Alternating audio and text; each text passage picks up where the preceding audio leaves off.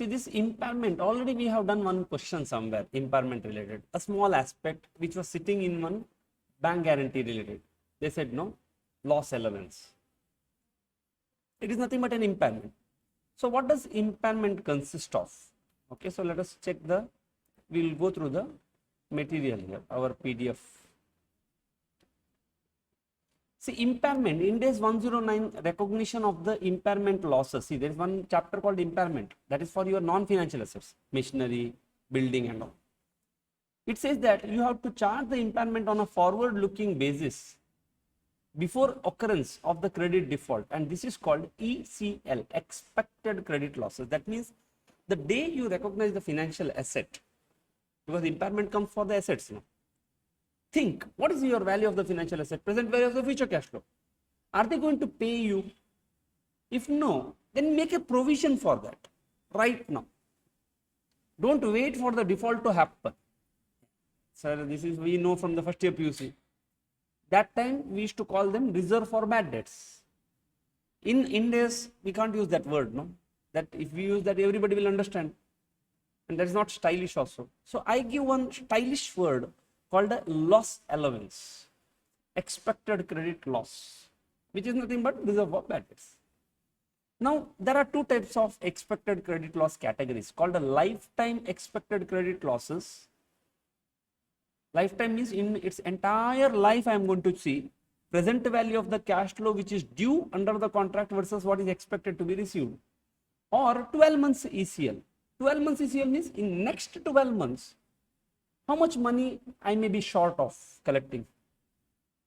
Or a portion of the lifetime ECL that represents if the default is going to occur in next 12 months, what is my probability of that default occurring? So, how to measure the expected credit loss? There are two methods. It's called a probability of default approach and the loss rate approach. We'll solve the problem. So, generally, on initial recognition, that means the day one you pass financial asset account debit. On the same time, you have to see how much is my 12 months ECL. If I will pass accounting entry for 100, am I sure that 100 I am going to get? No, somewhere we have get a guess, no. 100 he may not pay me. Somewhere he may default me one installment.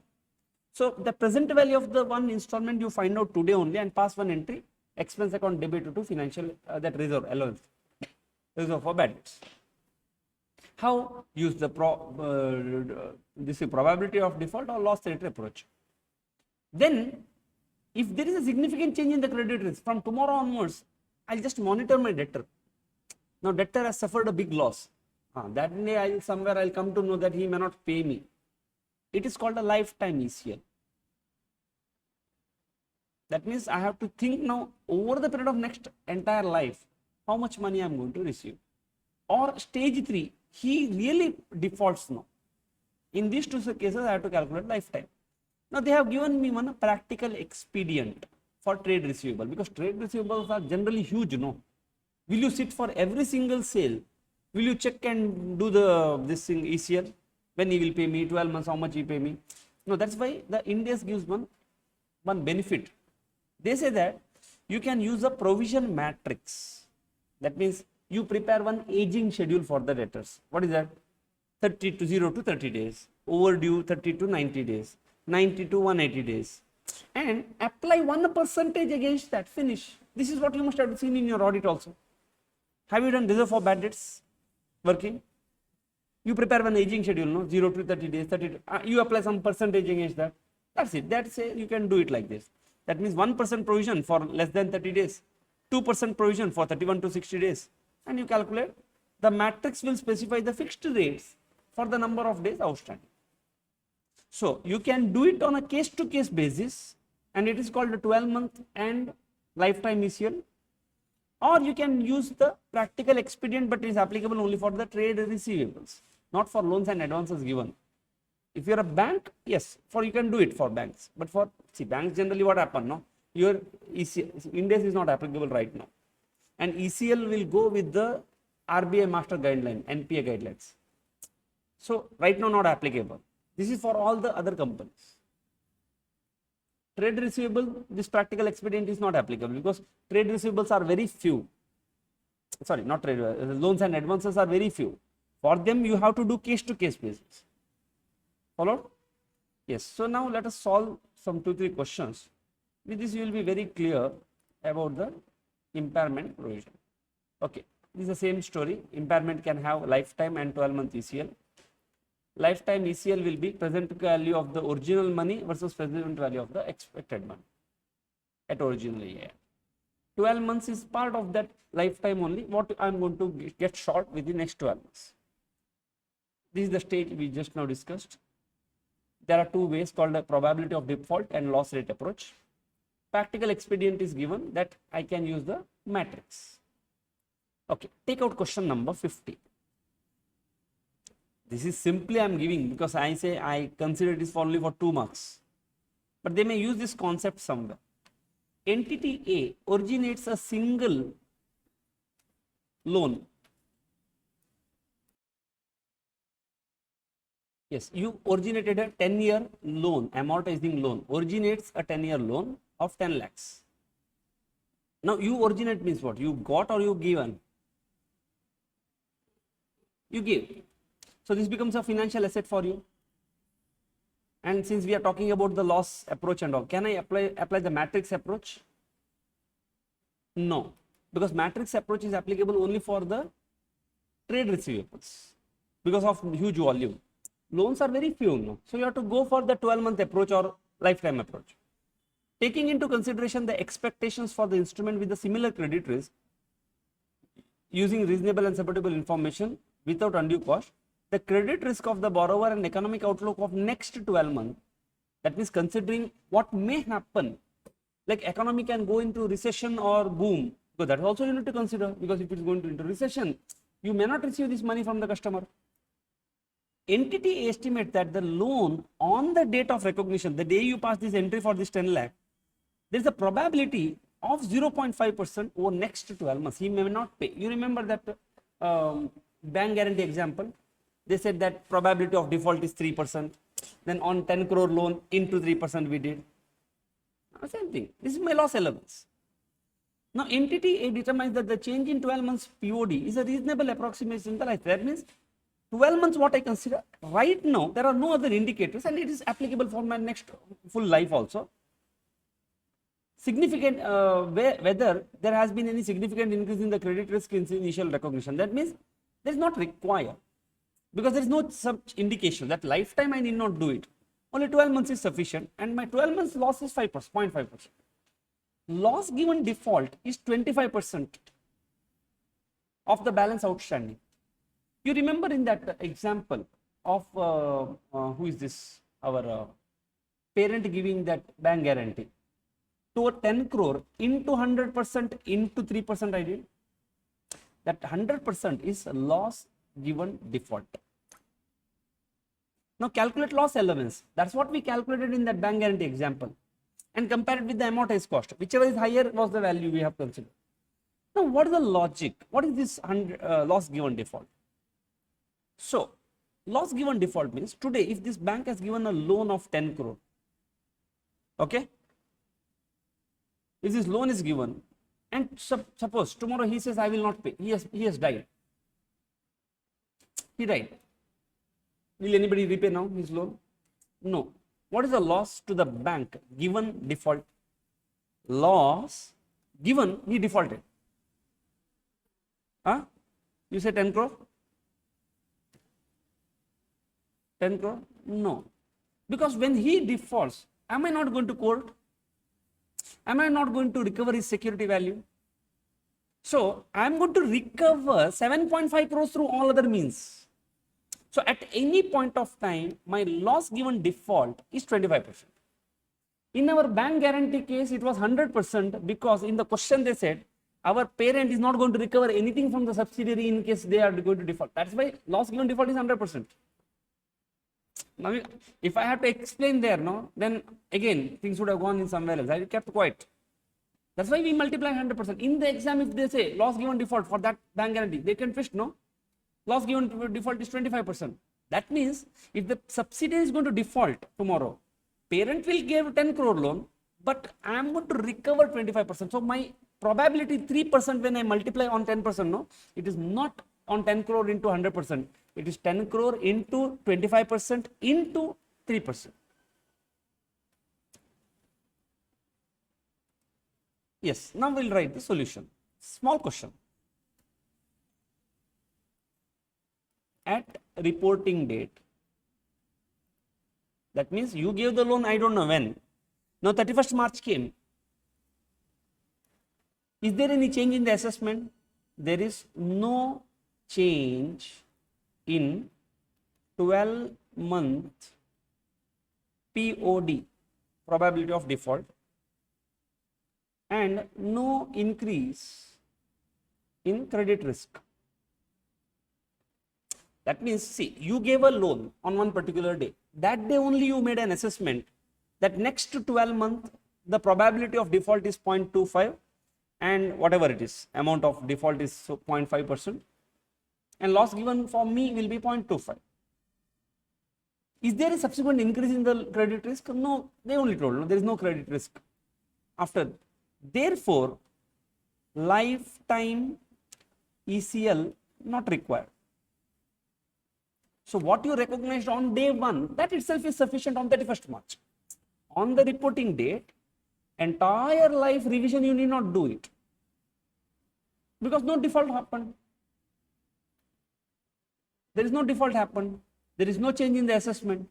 So what you recognized, that is sufficient. Thus, 12-month ECL is equal to 10 lakhs into 0.5%. But if you default, will you lose 100%? No. Your loss given default is 25%. If you don't recover anything, it is non-recourse, then into 100%. So you will make a provision of 1,250. So the day you pass an entry, financial asset account debit to bank 10 lakh, at the same time you will pass one more entry, P&L account debit to loss allowance, reserve, whatever, reserve for bad debt entry, 1,250. So in the balance sheet, financial asset 1 lakh minus loss allowance 1,250, you show 98,000, what 9 lakh, whatever, 98,750. Simple. That's what. I don't think so. They may ask you this for accounting. So this is my accounting entry. I don't think so. This may ask you, but let you know the concept. This question may be important. They may ask you in the exam. But again, a small mark. Bank A originates. See, first was probability of default approach. We said no, there are two methods. This is called a loss rate approach. Previous was POD approach. We just multiply the POD. Bank A originates 2,000 bullet loans. Now you are a bank. 2,000 bullet loans means what? Repayment is going to happen only on the maturity, whose gross value is rupees 5 lakh. Okay, that means this 5 lakh, this small loans you do. When you do the small loans, can you go with the loss given default approach? 2,000 people you have to sit and verify there. Rather than, why don't you go with the loss rate approach? Single rate you multiply, which is something very similar to that probability matrix. Bank A segment the portfolio into X and Y. That means they give two breakup, X and Y, on the basis of credit risk. Maybe X is risky, Y is not risky, whatever, I don't know. Group X comprise of 1,000 loans with the gross carrying amount of 200. That means 2 lakhs. And total gross amount is 2 lakh. Group Y 1,000 loans, which 3 lakh gross value. Understood, no? That means you have given total 2,000 loans. There is two breakup. 1,000 loans are X, 1,000 loans are Y. Total value is 5 lakh. Two breakup. 2 lakh rupees of X, 3 lakh rupees of Y. There is no transaction cost and loan contract includes no options for prepayment. Okay, no embedded derivative, embedded option, evaluate character. No headache, don't go into the removal. Calculate the rate, no. When historic average default is 4 for X, that means out of this 1,000, 4 may fall, 2 for Y. That means X is riskier, Y is not riskier. And if they default, the present value of the loss is 600. Present value only they give. When you, how much you loan give? 1,000 rupees loan you give. 600 and 450. Okay, so they have given, sorry, not like this. What is the value of one loan? 200. 200 into 400, 800 if you give loan, what you can recover is 600. 2 into 300, 600 you give, what you can recover is 450. Right now you gave how much? 800 rupees. Present value of the loss, no, present value of the observed loss assumed. That means, yeah, we will see. It may be interpreted as it's the loss amount. That means how much you can recover? 400 you can recover, or 200 you can recover, or versus 150 you can recover. Let us see what they have assumed. Maybe in the examination they may twist it. It can be present value of the value to be received also. God knows. By looking at the solution only we will come to know inconsistencies. Okay, write solution. Here, bank follow loss rate approach for group X and Y.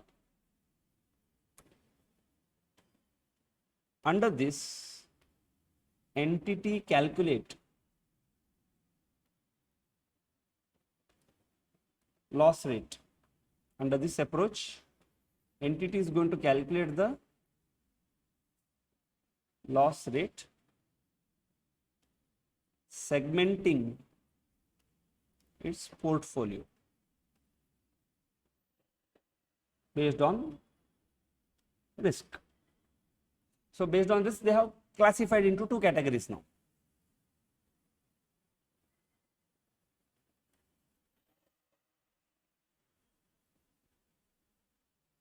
Based on this, they are going to calculate. Okay, you are clear now? Yes, now write the heading calculation of loss rate.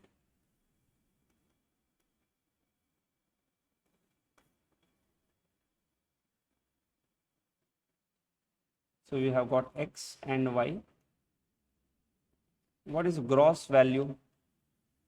In the question only they gave you 2 lakh and 3 lakh. Did they give you 2 lakh and 3 lakh? No. 1000 into 200 bar 1000 into 300. The total value also gone. Then this calculation not required.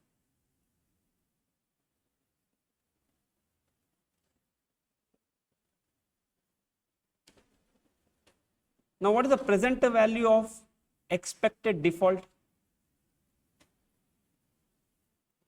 Now, you have given 4 into 200 into present value factor.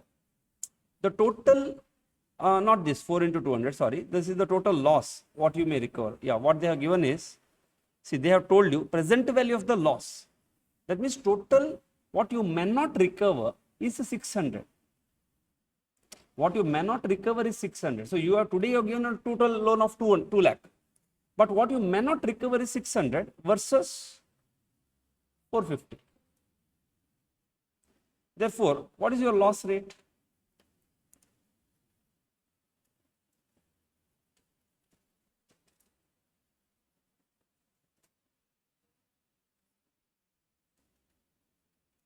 One minute.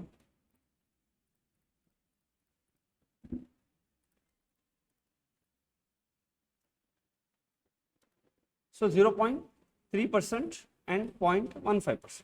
Followed, no? So like this you calculate the loss rate. So going forward, next time, the moment you give the loan, you charge 0.3% as a default. Going forward, the moment you give loan to somebody, if that person falls in group X, you charge 0.3. See what they said, they will give how many loans? 1000 loans they will give. Out of 1000, 4 loans will default. Now what is the value of 1000 loans? 2 lakh. When? Time 0. When the default is going to happen in the future, what is the value of that loss? 600. All the 4. Yeah, exactly, all the 4. Because one loan itself is 200. How it is possible that loans will be more? That means the value of all the loan. That means 800. Out of 800, 200 they may pay. 4 will be loss. So if you give 2000, it is 1200. This is your loss rate. Clear? Yes. So we'll go to the next question. That see, there is the 3 concept. Probability of default we did. expected loss rate we did, matrix provision also we did, and we'll solve one examination question. You see how the beautiful examination questions will come. Company M, manufacturer, has got the portfolio of trade receivable 30 million, operates only in one geographical region. Okay, so you have got a trade receivables. How much? 30 million rupee. Customer base consists of large number of small clients. Trade receivables are categorized as the common, okay, all are one characteristics. One is small customers. Their ability to pay amounts due in accordance with the contractual terms. The trade receivable do not have a significant financing component as per 115. Now don't bother about this. If there, then we have to separate it. That we will see in 115, right? No, nothing like that. In accordance with 109, the loss allowance for such receivable is always measured at an amount equal to the lifetime. Yeah, trade receivables are small, so 12 months makes no sense. No, it may be 2 months, 9 months, 8 months. So you will always go for lifetime is equal to 12 months for you, because trade receivables are always small. Now please use the following information. So they gave you one aging schedule. Current 15 lakh, how many? 30 million, right? 30 million is 3 crore. Out of that, 1.5 is due right now. No, not due only. Overdue 1 to 30 days, 7.5. 31 to 60. That means they have given you an aging schedule. That means in your balance sheet, if the debtors are shown to be 30 million, means 3 crore. What is the breakup of that? On the last day, you sold 1.5. And balance are all overdue. Yet to come, money is yet to come. That means these people are most dangerous. From more than 90 days they are due.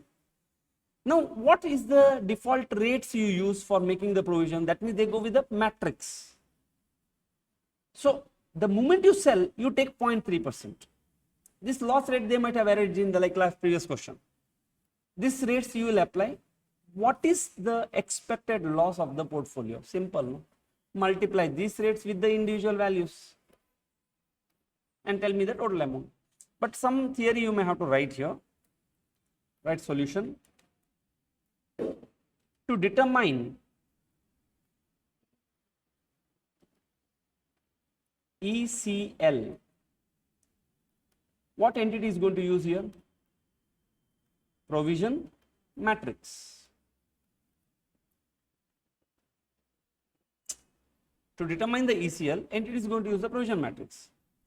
The provision matrix is based on what? Historical observed default rate. That means we are using that loss rate approach here. How did you get that 0.3%? Are Papa, that is my historical observation. Adjusted to forward looking estimate. Should I consider only my history? No sir, please consider forward also. No.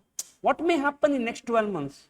Recession can come, corona may come, then you may have to provide more. You can't say simply 0.3%. 0.3% when things were fine. In recession time you may have to provide 0.5%. So when you determine provision matrix, the rate is based on the historical value plus the forward looking estimate. At each reporting period, the default rates are updated. Will you keep the same thing for next 5 years? No. You just evaluate it from time to time. Is this make sense to me? Is this 0.3 is okay? Or should I increase or decrease it? So that you need to evaluate at each reporting date. So this theory has to be written. Then they asked me calculate the expected credit, right? The customer group. How much? Current 1 crore 50 lakhs. 0.3 is the default rate. 45,000 is the loss. That means I need to pass an entry P&L account debit to loss allowance reserve for this much of data. 1 to 30 days, 75 lakhs. 1.6%, 1,20,000. 31 to 60 days, 40 lakhs. You may be wondering, no, what is this question? So like this, you multiply and say the total 5.8 will be provided as a loss allowance. Yes, students, you can pause the video and complete this. There is next beautiful examination questions awaited. Yes, students, with this question, can this question come appear for exam? Can it appear? Yeah, it's there, no? Do you have any doubt before you proceed? Are you very clear what you're supposed to do, why you're doing it? Yes. So now everyone please pause the video. It's very beautiful question they framed unexpectedly. I also never thought that this question may come. That's why I don't want to take risk. I just want to teach. Oh, this question. See how they asked in the examination. So please pause the video, students, read it yourself, solve it and tell me one number. That's it. Like previous question, you told me how much? 5.8 lakhs, no? So like this, you have to tell me the total number. Theory and all, okay. You can leave some space and write later. Okay, students. So nice question. See, did you see how they twisted it? Okay, so they said that their expected credit loss is lifetime. See, first of all, point is you are able to do it very successfully. Why? Because I am doing it immediately after this question. You got a fair idea of how to solve this. But this question is hiding and sitting in one of the questions in the study material, which from any angle, for me, I was never convinced that they may ask you that in the examination. Simple calculation, no? Multiply and write. I thought they will never ask. But when they asked, you see, first of all, they developed a measure to so and so. Default rates were given. Company has got a portfolio of 6 crore.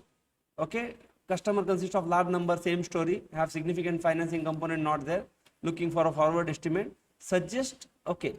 Company is asked to suggest whether the above system of making provision for expected is in accordance with yes, question number 1. Yes or no?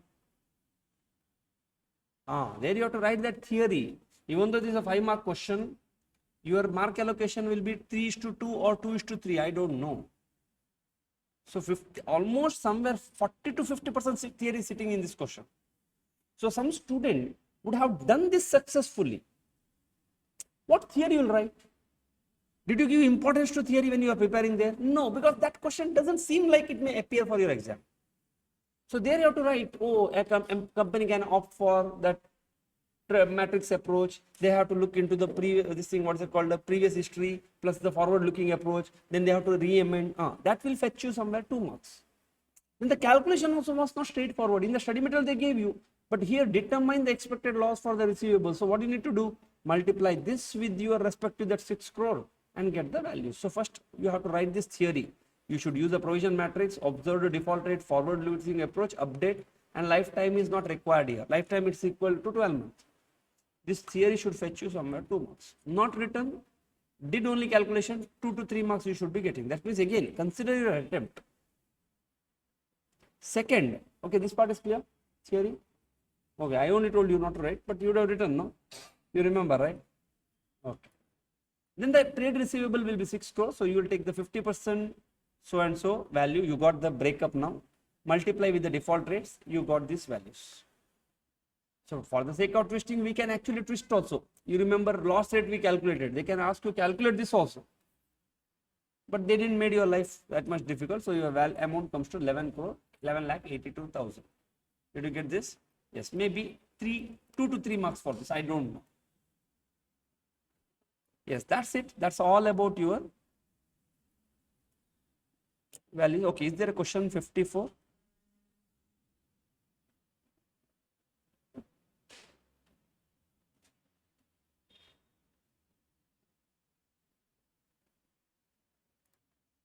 Yes, sure. So one more question. Okay, this is an RTP question. You can give low priority to it. There is something called a modification. Actually, this is subject to the next part now, not subject. So what is that modification test and all? We will tell you. I will tell you subsequently. On 1st of April 2011, entity granted an interest-free loan of 5 lakh rupees to its employee for a 3 years period. The market rate of interest is 5%. For similar loan is 5%. So you give interest-free loan. This will act like a ZCB now. Interim interest is not there. Principal only you are going to get at the end of 5th year. Off-market instrument? Yes. So what you are going to do? You are going to find out the present value at the rate of 5% and account it initially. Now on 31st March 2013, 1st April 2011 you give. 31st March 2011 to 12, what you will do? Amortization schedule you prepare. You will say interest, employee loan account debit to interest income account. Now 2013 what happened? Second year, because of the financial difficulty, till that time you never provided ECL, expected credit loss. You thought that employee is there with me. No, his PF is there, everything is there. PF is there with me. So tomorrow if you don't pay, I will keep that PF or whatever. I don't know whether I can take that. I think it is non-encumberable. Like whatever, his dues are there, his leave and all. Because of the financial difficulty, employee asked to extend the interest loan for further 3 more years. He said, sir, I can't pay at the end of 5th year. Can you give me 3 more year extension? Now comes modification. Anyhow, modification is applicable for the liability, not for the financial asset. The financial asset is given. Substantial modification test is not applicable for financial asset. Financial asset, ECL is applicable. Ulta, for financial liability, when you get extension, modification test is applicable. Under the restructured term, the repayment is going to take place on 31st March 2007, when it was supposed to be repaid initially.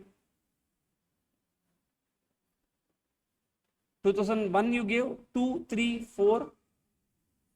2004 you are supposed to get it back. Now you, at the end of second year only, you came.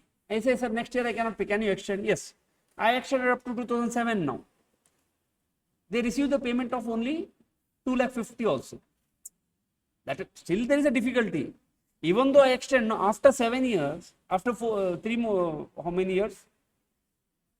After 3 more years, 3 more, no, 5, 6, 7, I will not be able to recover full 5. 50% is lost. Explain the accounting treatment on initial recognition of the loan. And after giving effect of the changes in the terms, support your answer with the journal entries, the amortized cost calculation on the date of the change as well as on the recognition. Okay. So this is a, we'll write the solution. So we have to just give the journal entry solution. We have to explain now. The loan is at off market terms. Therefore, fair value is not equal to transaction price. Fair value is calculated at 5%. Therefore, fair value will be, how much is the value? So there is only one amount, no, 5 lakh receivable. Do you need to do big calculation there? Divided by 1.05 to the power 3 will be 4,32,000. So on day 1, you are going to recognize that 4,32,000. The difference 68,000 is accounted how?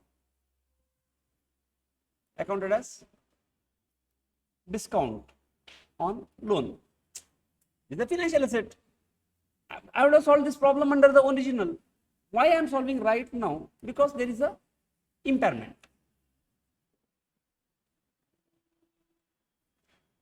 Effective rate is 5%. That means I am going to prepare an amortization with the 5%. Are you clear, students? So since they explain, they ask, please explain how do you account initially. I will write my, because on day 1, did I knew that there is he is going to default and all? I didn't know. So I am going to account it like this. So what is my original entry? Journal entry. Tell me the journal entry. Staff loan account debit. Discount on staff loan.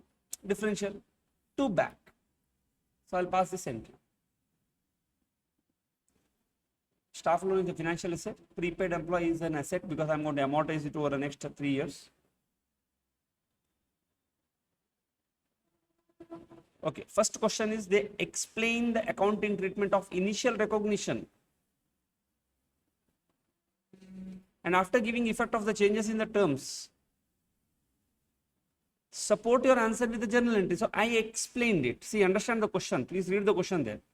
I explained which, how many questions are there first of all?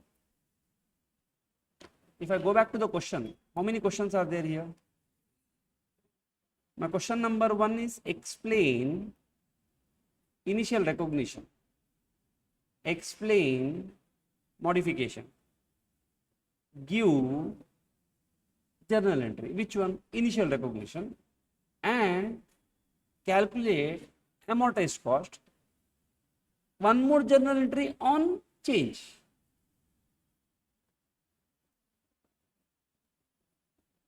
So in one question, 5 questions are sitting. So first question we answered, explain the initial.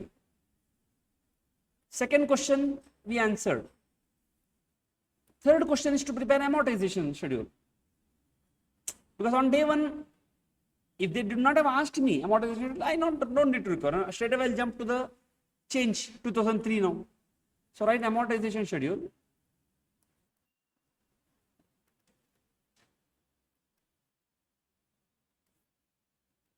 Year 1, 2, 3. Opening balance 4,32,000. EIR 5%, 21,600. Is there a CF? Nil. Balance will be 4,53,600. 453,600 becomes opening balance. Again 22,680 is the interest. 4,76,000. And the last year I am going to adjust the difference and I am going to plan. I thought that I am going to get the 5 lakh rupees.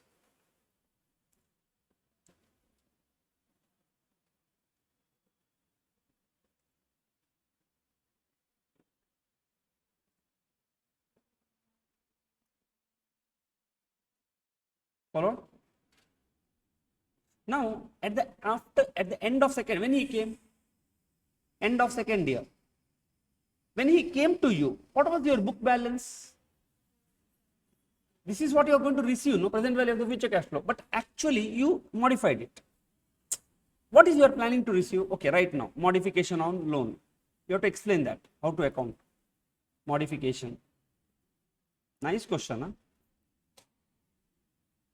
On 31st March 03, the book value of loan is rupees 4,76,280. Now, am I going to receive this? No. How much I am planning to receive? 2,50,000. That too when? After 3 more years now. So, due to modification, on 31st March 03, the present value of estimated cash flow is rupees. Can you tell me, students? How did you get 2,50,000? Can you tell me how much is right now I am anticipating to receive? Present value of what? At which rate? 5%. When? Second year or 4 years? Initial loan was 3 years. 2 years you finished. 1 year end you are supposed to get. But he asked, sir, give me 3 more years. No. So total 4 more years. That means rupees 2,05,750, which is 2,50,000 divided by 1.05 to the power 4. Understand the flow there. The extension was given for 3 more years from its original due date. So on the date when the settlement is, when he came to you, 4 years was pending. So how much it comes to? 2,05,000. So your book value is 4,76,000. What you are supposed to receive is 2,05,000. So what you are going to do? Impairment loss. Loss, no. Impairment loss of rupees 2,70,530 you are going to recognize.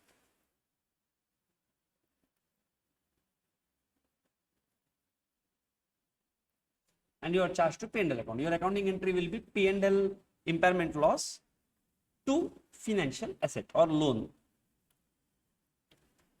Are you clear, students? Now they asked me the journal entry.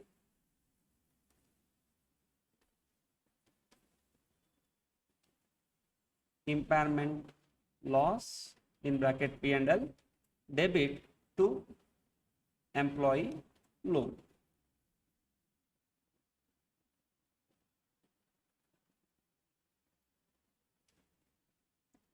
2,70,530.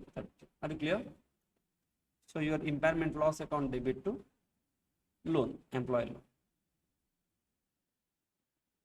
Should I prepare an amortization schedule? Yes, because read the question. No.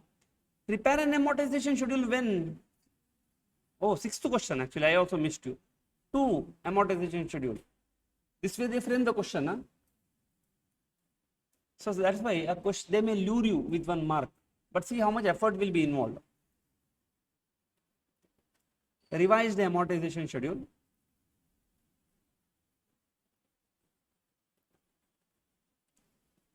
How many years? 1, 2, 3, 4 now. What is your opening balance? Sorry? Yes. There, how much, Prithvi? Yes. Vishnu Priya. Are you sure, everybody? No, not clear. I have to prepare an opening balance. What I tell you always, see, opening balance will be the book value of the loan. After you passed this entry, what is the book value of the loan?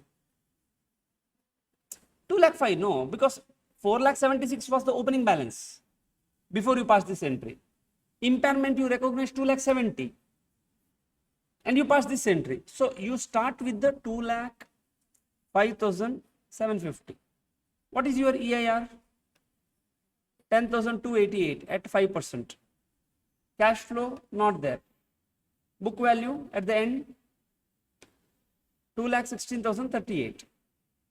2,16,038. 10,008 not 2. Simple no, Baba. It's the present value of the future cash flow.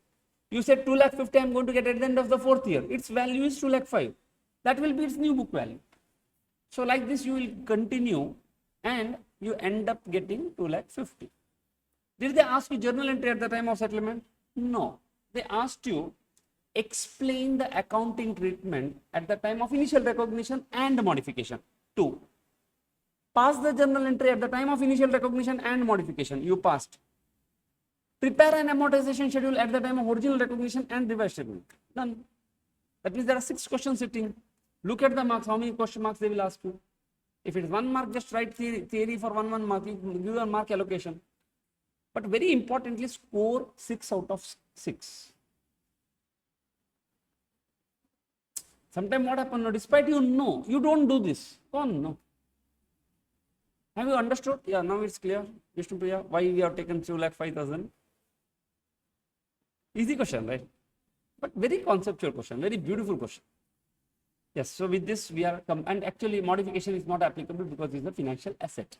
For a financial asset, expected credit loss is applicable. Yes. With this, we will move on to the last aspect. This last, but one more aspect. It's called a hedge accounting. But in hedge accounting, there are no questions. It's only a theory. So just forget it. Theory we can always write. So there is one important and very important part called derecognition of the financial assets and financial liabilities.